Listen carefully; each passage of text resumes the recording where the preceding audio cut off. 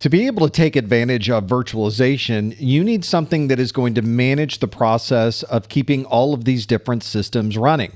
This is the virtual machine manager, often referred to as the hypervisor. The hypervisor is the software that manages this entire interaction between the virtual world and the physical system it's running on. Hypervisors can run on almost any system, but many modern hypervisors can take advantage of CPUs that have specifically been built with virtualization in mind. And once this hypervisor is running, it can allocate CPU cycles, memory, networking information, and keep all of that separated between all of the different virtual machines. To understand more about how all of these different operating systems interact with the hypervisor, I've created this block diagram that starts at the very bottom with the hardware. This is the physical system that the hypervisor is running on. On top of that hardware is the hypervisor, and above the hypervisor are all of the different virtual machines. You'll notice that each virtual machine has its own guest operating system and applications running within that OS. Since each one of these virtual machines has its own guest operating system installed and running, there is a significant amount of overhead that takes place every time you start a new VM. This means you'll need enough CPU cycles, enough memory, enough drive space for all of these VMs to operate simultaneously on the same physical piece of hardware. This type of hypervisor that sits right on top of the hardware is known as a Type 1 hypervisor. You might also hear this referred to as a bare metal hypervisor. That's because there's no operating system down at the lowest level. The hypervisor effectively is the primary operating system that is running on top of this hardware. Examples of a Type 1 hypervisor would be VMware's ESXi or Microsoft's Hyper-V. If you're running a hypervisor on your own desktop, then you're running a Type 2 hypervisor or a hosted hypervisor. This means you would have the hardware that you're currently using for your computer. You have the normal operating system that you're using. You might be running Windows as the primary operating system on your computer. I'm running Mac OS X on my computer, and that operating system is where you would use all of your native applications. On top of that operating system, we would then run some hypervisor software. On your system, you might be running VMware Workstation, Oracle VirtualBox, or Parallels Desktop to be able to provide that hypervisor running on top of your current operating system. At that point, the Type 1 hypervisor VMs and the Type 2 hypervisor VMs are exactly the same. The only difference is how you're running those VMs. With Type 1, it's running on bare metal, and on Type 2, it's running on a hosted operating system. We mentioned earlier that some CPUs have been specifically constructed to work in a virtualized environment. If you're running an Intel processor with this support, they refer to this as virtualization technology, or VT. If you're running an AMD processor, the same type of functionality is called AMD-V. The hypervisor is allocating memory to each of these virtual machines, and it's using parts of your physical memory inside of your system. So you have to make sure that you have enough RAM in your computer to be able to support all of these different virtual machines running simultaneously. And of course, each of those virtual machines contains a complete installed operating system, the applications that run in that operating system, and the data that you store in those applications. That means you'll need enough drive space to be able to support a fully built operating system and all of the necessary applications in each one of those VMs. And from the networking perspective, you have complete control over how that virtual machine is able to interact with other devices in the outside world. Most of the hypervisors that you'll run on your local computer, the client-side virtual machine managers, have their own virtual networks that are configured internally to your system. This means the hypervisor will be in control of determining whether that VM can only communicate to itself or if it can communicate outside of that VM to other devices. Some hypervisors will configure a shared network address. This means that the hypervisor has its own IP subnet that's different than any other network that you're currently using. And when devices on that network need to communicate out to the physical network, it performs a network address translation to be able to communicate outside the scope of that hypervisor. You can also configure a virtual machine to look and act as if it's any other device that's on your local network.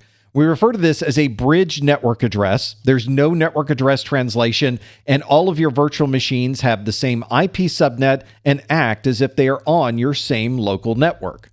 And if this is a highly secure virtual machine that should not be communicating to any other devices, you can configure your hypervisor with a private address so that virtual machine can only communicate with itself and any other devices that you decide. Security is always a concern when you're running so many different operating systems on one physical device. Fortunately, there have not been any significant security breaches relating to hypervisors, but this is something that hypervisor manufacturers and developers are always aware of. One type of security vulnerability that is top of mind for these hypervisor developers is a VM escape.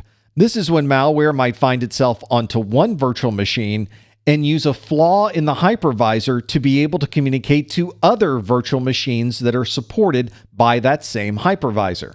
This would obviously be a significant issue if someone was able to do this. This would allow malware that would normally be isolated on one single virtual machine to be able to reach out and control or access data that might be on a different virtual machine.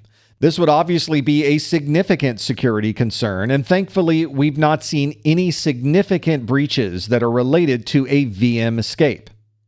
Of course, each of these virtual machines is its own self-contained operating system, and we have to be sure that we configure the security for that virtual machine as if it was a standalone workstation or standalone server.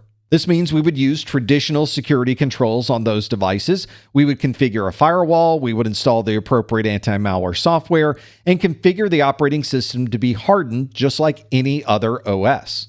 One technique that some attackers like to use is to publish a virtual machine on the internet for anyone to be able to download and use. But of course, these malware authors are embedding their malware inside of that VM, and when you start running that virtual machine on your own environment, you're running an operating system that is already infected with the malware. This is why it's always a good idea to build your own virtual machine so you know exactly what software is running in those devices. And if you are downloading a virtual machine from the internet, make sure that you are completely aware of the information that is contained on that VM and that you're taking the appropriate security mechanisms to keep that VM and all of your data safe. Well, if we can run a separate operating system in a window on our desktop, why can't we virtualize the entire desktop? That is a technology known as Virtual Desktop Infrastructure, or VDI. This means that your desktop would run as a virtual machine on a separate device, commonly across the network or in the cloud, and the only thing that you would really need on your desk is a keyboard, a mouse, and some type of display. Sometimes you may hear this referred to as Desktop as a Service, or DAAS. This means you don't need a significant CPU, a lot of memory, or even a lot of storage on your local computer.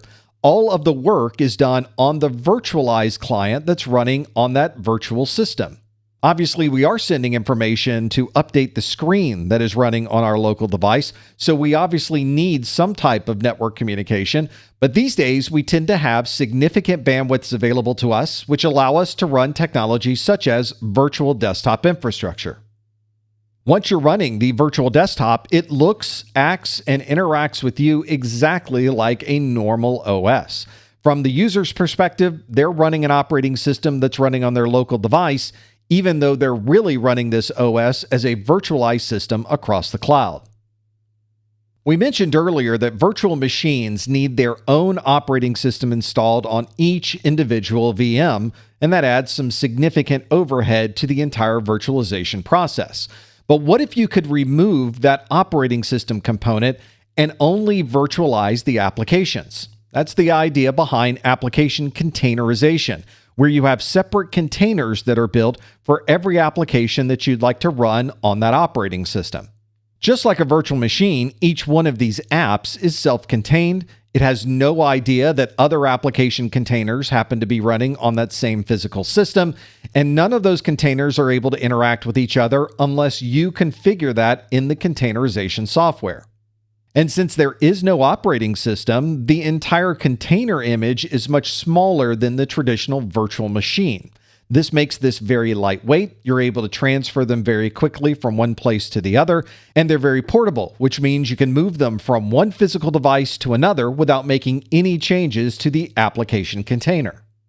So here's a side-by-side view of a traditional virtualized application configuration and a containerized application configuration. You can see in the virtualized applications that each one of the VMs has their own guest operating system, but the containerized applications have a single host operating system.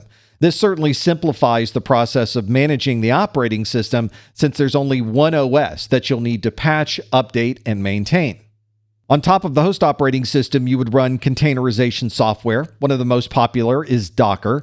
And then on top of Docker, you would have the individual Docker containerized applications. One significant difference in containerized applications is they're relying on that host operating system, which generally means that each one of these applications must be configured to run on that host OS. You generally would not be able to run a Windows container, a Linux container, and a Mac OS container all on the same version of Docker. Of course, if you were running VMs, you could have different guest operating systems on each of those, but of course your trade-off is the overhead that you have with a virtualized application.